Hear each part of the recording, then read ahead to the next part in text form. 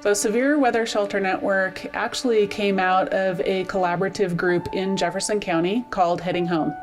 And that was in 2013 that group was asking what would it look like for churches to open their buildings to provide emergency shelter. That's really where I got connected through this church, actually. My pastor sent me up there to see if it was something that we should do. And here we are, 9 or 10 years later, and I'm still engaged. So the mission statement is that we provide emergency overnight shelter for people living on the streets on life-threatening winter nights. We expanded pretty quickly into the Tri-Cities area by 2015. So we had a shelter season just in Jefferson County, the Lakewood area for 2013-14. And then in 14-15, still there, and then 15-16 we expanded into the Tri-Cities area as we had some other partners that we were working with in that space. So this building has been used since 2015 to provide emergency overnight shelter for people from the Tri-Cities region.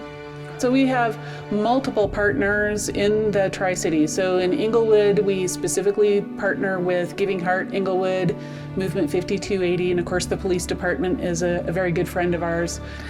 We activate Severe Weather Shelter Network when our overnight temperatures are projected to be 32 degrees or colder with wet conditions or 20 degrees or colder with dry conditions.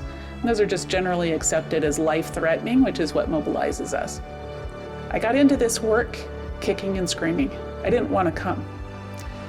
And as I have engaged and I get to know people who are living on the street, I know something about their story, developing relationship with them, I can't not participate. For me, every time the weather is cold, there's a whole parade of faces and names that cross my mind. It's important to me to know that there's someplace safe for them to be. Severe Weather Shelter Network is the only emergency shelter for single households in Jefferson County and the west end of Arapahoe County. So if we don't do it, there is nowhere. They will freeze to death.